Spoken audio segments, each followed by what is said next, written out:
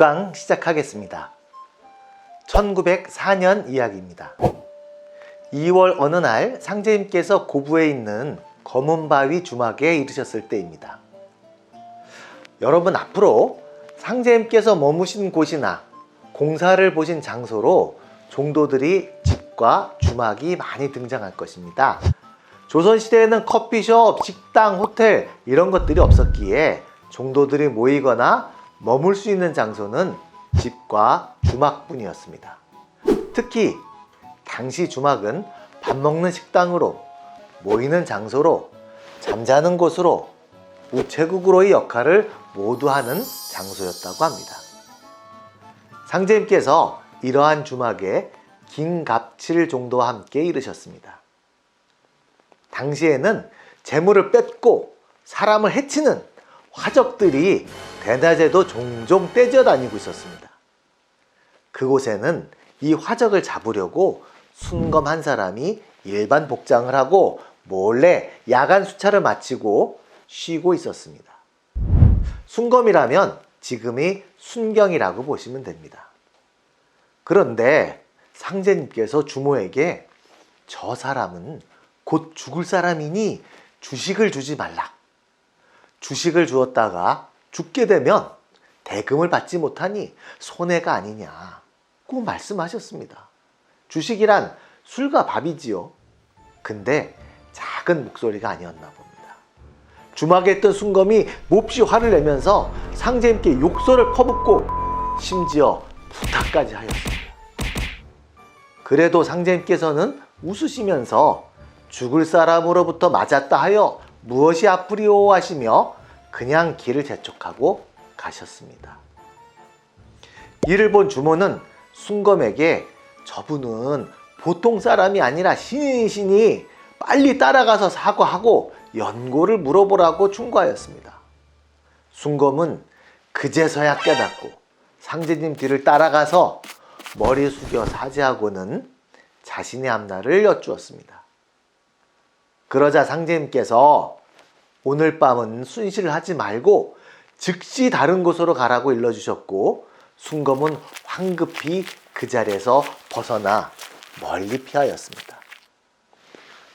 정말로 얼마 후에 화적 여럿이 그 순검을 죽이려고 주막을 습격하였습니다.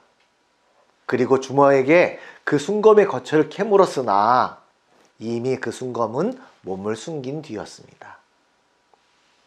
다음날 순검은 상제님을 찾아뵙고 자신의 목숨을 건져주신 은혜에 흐느껴 울었다고 합니다. 저는 이 구절을 많이 반복해서 읽고 또 생각해 보았습니다. 먼저 상제님께서 순검에게 죽을 사람이라고 하신 말씀부터 보았습니다. 상제님께서는 남에게 말을 좋게 하면 덕이 된다고 항상 말씀하셨습니다. 심지어 헐뜯고자 한 사람에게도 나를 모르는 자가 그런 것이니 되갚으려 하지 말라고 하셨습니다. 헌데 순검에게 죽을 사람이니 술과 밥을 주지 말라고 왜 이렇게 직설적으로 말씀을 하셨을까요? 그런데 사실 더 이상한 것은 순검입니다. 순검이란 사람이 그 말 한마디에 욕을 하고 더구나 부탁까지 한다는 것은 정말 상식적이지 않습니다. 이 순검의 모습을 보면서 과연 어떻게 말해야 알아들었을까 생각해 보았습니다. 그리고 목숨이 위태로운 그에게 알맞는 방법으로 필요한 말씀을 하신 것이 아닌가 하는 생각도 들었습니다. 심지어 구타를 당하시더라도 말이죠. 다음날 순검은 상제님을 뵙고 흐느끼고 흐느끼며 울었다고 합니다. 이곳이 바로 고부 검은바위 주막이 있었던 자리입니다.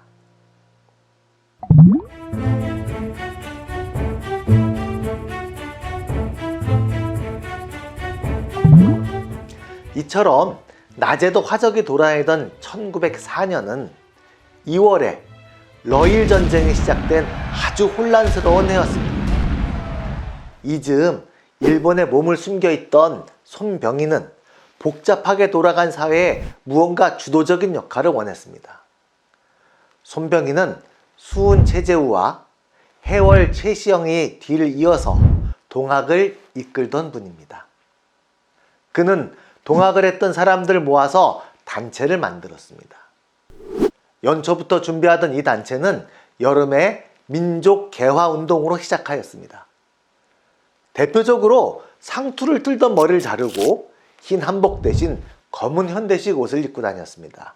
개화 운동을 벌인 겁니다. 이와 관계된 일이 있었습니다. 상제님의 처남 정남기도 이곳의 회원이 되어 지시에 따라 단발을 하였습니다. 정남기는 상제님께도 가입을 강권하였습니다. 더구나 군중과 합세하여 상제님께 달려들어서 상투를 가위로 자르려는 짓을 저질렀습니다. 헌데 신기하게도 아무리 자르려 하여도 상제님의 상투는 하나도 베어지지 않았습니다. 그러자 상제님께서는 친히 머리카락 한 줌을 베어주시며 이것으로써 여러 사람의 뜻을 풀어주노라 고 말씀하셨습니다. 이들을 혼내신 것이 아니라 머리카락을 잘라주어 뜻을 풀어주셨습니다. 이후 이들은 동학이라는 이유로 탄압을 받게 되자 평소 교류가 있던 일진회라는 단체와 12월에 합병하였습니다. 이 일진회는 다음 해인 1905년 11월 한국은 일본의 보호를 받아야 한다는 선언을 하고 완전히 친위를 하였습니다.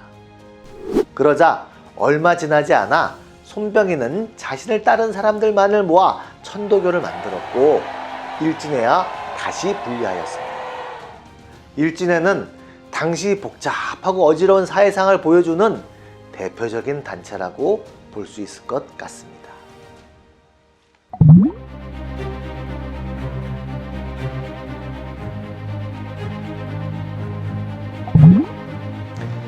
손병희와 동학도들이 단체를 만들어 재기를 시도했던 당시의 이야기입니다.